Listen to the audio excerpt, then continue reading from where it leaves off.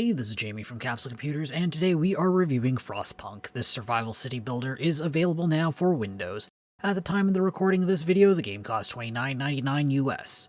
Frostpunk is a survival city builder. The game follows a small crew of migrants who travel north to start a new city after an ice age freezes London, England. After settling down by a coal generator, players must guide their small city through sudden drops of temperature, civil unrest, and dwindling supplies. To survive, players will need to make tough decisions that will test their own moral compass in a world where there are no good choices. Frostpunk is set in a grim steampunk world. For a city builder, Frostpunk offers quite a bit of storytelling. At launch, the game comes with 3 scenarios, each with their own story.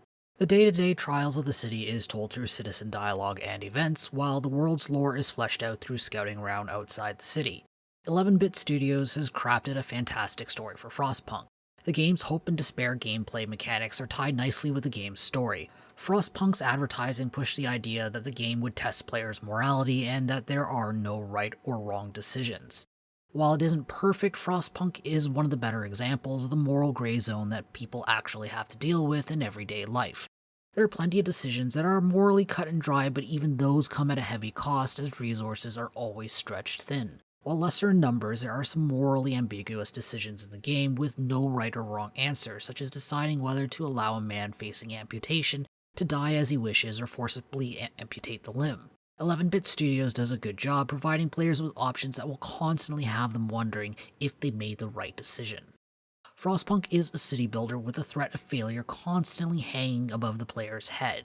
The ever-present cold is the game's main driver for resource management. Players must keep their citizens warm with coal-fired generators or risk illness, amputation, or death.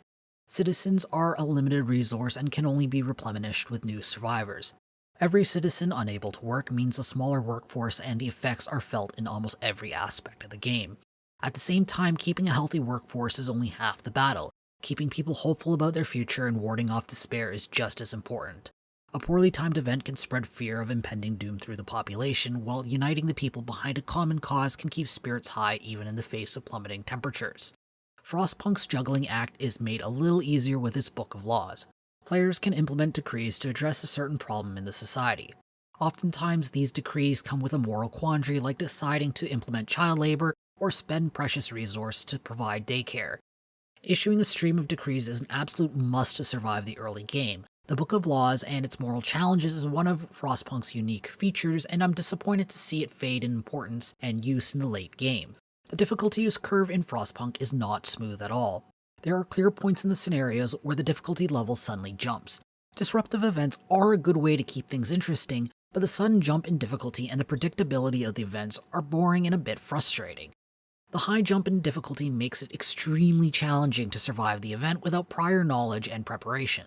The pre-scripted events in the scenarios mean the game's current replay value lies in playing the scenarios over and over again until the players can figure out the right path to overcome the impending events. Frostpunk's UI is decent, though it could use a few improvements. Every important function for the buildings is easily accessible. The menus are simple and laid out in a logical fashion. I like how the game handles road construction. Since all buildings need to be connected to a generator by a road, the UI provides players with a button to immediately jump into road construction. There are a few hitches, however. Road placement can be a little flaky at times. The warning for resource piles being used up is small and out of the way, which can kill efficiency. The building's menus categories could be a little taller for easier access, as I found myself constantly overshooting. The Overworld Scouting Ui feels a bit clumsy, as it requires some clicking to send a team on their way, then explore, and then get them moving once again. I feel like a drag and drop system, then having the teams automatically explore at their destination would make for a much smoother experience. Overall, Frostpunk's city building gameplay is a tense but enjoyable play. Outside of the disruptive events, the game is pretty well balanced. The constant struggle for survival as temperatures become progressively colder is an enjoyable challenge. Frostpunk's replayability is a work in progress. There are only 3 scenarios on release. While some difficulty options can be tweaked, it is still no replacement for a sandbox mode that provides randomized events and challenges. The extremely large spike in difficulty will not be for everyone.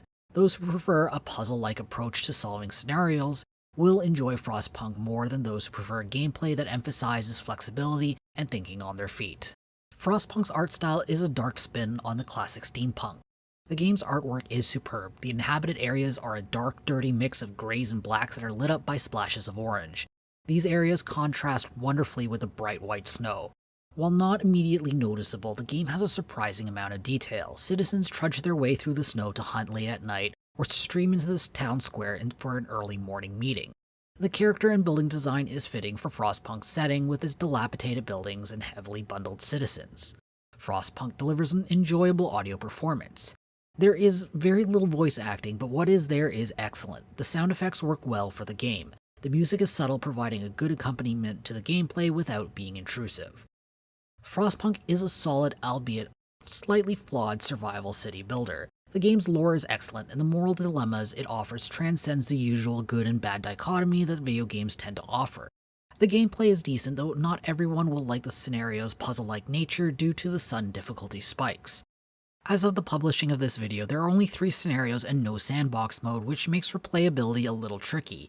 Even with its warts though, city building fans should give Frostpunk's grim world a try. I'm awarding Frostpunk 7 capsules out of 10.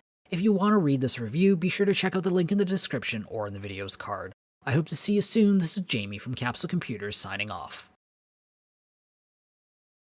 Hey YouTube, if you enjoyed this video, be sure to like it and subscribe to Capsule Computers for more awesome videos.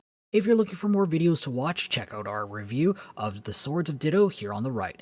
If you're looking for more steampunk, check out our review of Empire Lord of the Sea Gates here on the left.